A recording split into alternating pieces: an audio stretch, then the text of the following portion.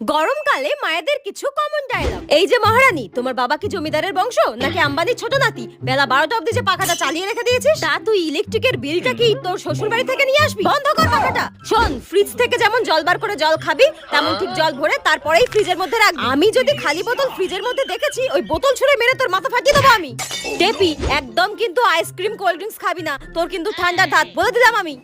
আরে আরে, পাখাটা বন্ধ কর। এক্ষুনি তো বাইরে রোদ থেকে আসলি, একটু ঘামটা জুড়োতে দে, তারপর তো পাখাটা চালাবি নাকি? এক্ষুনি ঘামটা বসে ঠান্ডা লেগে যাবে, তারপর আবার গাদা গাদা টাকা ওষুধের পেছনে খরচা করতে হবে। ভালো লাগে না আমার আর, বন্ধ কর পাখাটা।